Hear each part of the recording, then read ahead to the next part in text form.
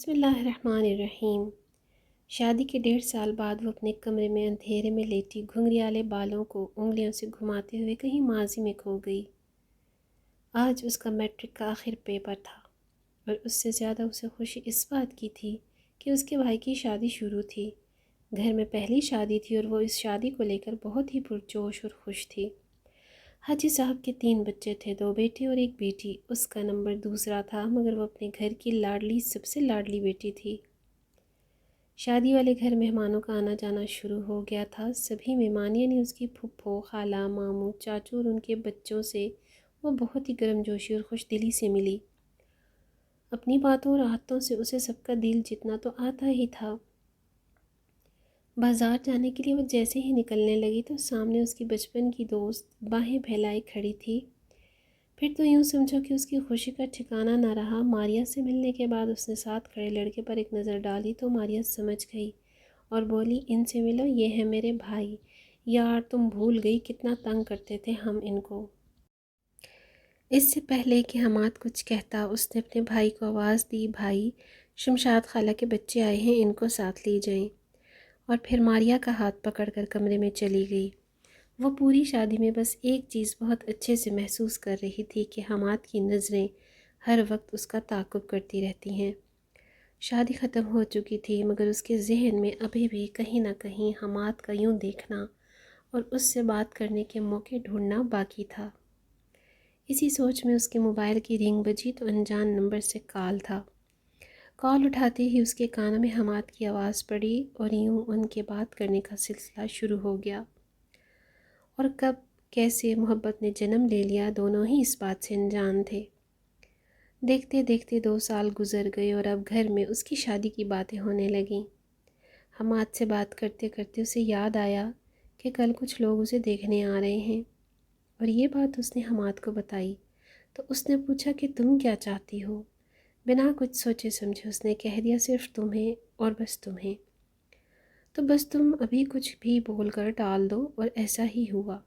وہ اپنے بھائی کے سامنے رونے لگی کہ بھائی ابھی میں بس 18 کی ہوں، مجھے شادی نہیں کرنی۔ لاڈلی ہونے کا یہی تو فائدہ تھا کہ کسی نے بات نہ ٹالی۔ اور یوں زندگی کے مزید 2 سال گزر گئے اور 4 سال بعد حماد پاکستان واپس لوٹا تھا اور آج اس کی ملاقات حماد سے ہونے جا رہی تھی۔ اس کی بڑی بہن کی منگنی تھی اور حاجی صاحب کی پوری فیملی انوائٹڈ تھی۔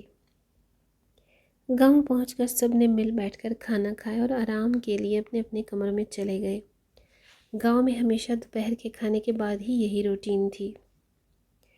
شام کی چائے پیتے ہوئے سب اپنی باتوں میں مصروف تھے کہ مگر وہ تھی کہ دور بیٹھے حماد سے نظر نہیں ہٹا رہی تھی، اور یہ بات اس کی ماں بہت اچھے سے جان گئی تھی کہ کچھ تو ہے، جانتی بھی کیسے نہ، آخر ماں تھی۔ منگنی کے دوسرے ہی دن سب گھر واپس آئے تو اس کی ماں نے کہا، بیٹا نینا میرے کمرے میں آنا، اور وہ ان کے پیچھے پیچھے چل پڑی۔ جی ماما بولیں، دیکھو بیٹا تم ہماری لاڈلی بیٹی ہو، تمہارے بابا کو لوگ بہت مانتے ہیں، ان کی سفید داڑھی پر کوئی داغ نہ لگنے دینا، میں سب جانتی ہوں، اور اگر وہی سچ ہے تو بتاؤ مجھے، میں تمہارے ساتھ ہوں۔ اچھے گھر کی بیٹیاں چھپ کر تعلق نہیں رکھتی۔ پھر کیا تھا، اس نے روتے ہوئے سب اپنی ماں کو بتا دیا۔ ماما آپ بابا سے کیسے بات کریں گی، وہ تو یہی کہیں گے کہ میں اچھی بیٹی نہیں ہوں۔ ہاں بیٹا مگر یہ تمہاری زندگی کا سوال ہے، تم حماد سے بات کرو کہ وہ کب لانا چاہ رہا ہے اپنے گھر والوں کو۔ جی ٹھیک ہے۔ کمرے میں جاتے ہی اس نے کال ملائی، ہیلو حماد مجھے تم سے کچھ کہنا ہے۔ ہاں ہاں کہو۔ وہ حماد میں نے ماما کو سب بتا دیا ہے سچ، اور وہ چاہتی ہیں تم رشتہ لے کر آؤ۔ کچھ لمحے کے لیے خاموشی چھا گئی، پھر حماد کی آواز نے خاموشی توڑ دی، دیکھو مجھے بھی کچھ کہنا ہے۔ ہاں بولو کیا؟ نینا ہم 4 سال سے اچھے دوست ہیں۔ ہاں کچھ پل کو مجھے بھی لگا کہ یہ محبت ہے، مگر وہ سب وقتی تھا۔ حماد یہ کیا کہہ رہے ہو؟ 4 سال سے ہم رابطے میں ہیں اور تم کہہ رہے ہو سب وقتی تھا؟ ہاں نینا وقتی تھا، مگر ہم اچھے دوست ہیں۔ دوست؟ ہم دوست تھے تو کیوں ہر بار آتے ہوئے رشتے سے تم نے مجھے انکار کو کہا؟ نینا میں نے کہا نا وقتی تھا سب، جسے ہم محبت سمجھ بیٹھے۔ مگر حماد اب نینا آنٹی سے کہہ دو، میں کبھی نہیں لا سکتا تمہارے گھر رشتہ، اور تم بھی سمجھ جاؤ۔ اور ہاں، جب سمجھ جاؤ تو فیصلہ کر لینا۔ کال بند ہو گئی مگر نینا ساری رات نہیں سوئی۔ صبح ماں نے حالت دیکھی تو پوچھا کیا ہوا، اور وہ تو جیسے تیار بیٹھی تھی۔ چیختے روتے اس نے رات کا قصہ سنا دیا اور ماں اسے بس دلاسا دیتی رہ گئی۔ کچھ دن گزرے تو اس کے ماموں اس کا رشتہ لے کر گھر آئے۔ حاجی صاحب نے اپنی بیگم کو اشارہ کیا کہ جاؤ نینا کی رضامندی پوچھو۔ کھڑکی میں کھڑی نینا سب سن رہی تھی۔ ماما کو پاس آتا دیکھ کر کہنے لگی ماما مجھے کچھ وقت دو۔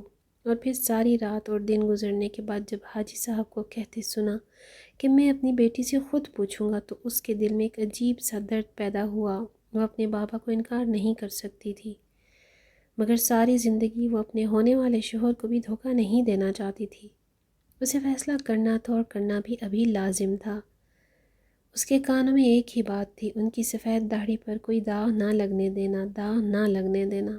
دروازہ بجا تو اس نے کہا بابا جان آ جائیں۔ ارے میرا پتر تمہیں کیسے پتہ میں ہوں؟ بابا جان آپ کی خوشبو آپ کی موجودگی بتاتی ہے۔ اچھا پتر تمہاری ماں نے تم سے جو بات کی اس پر کیا سوچا تم نے؟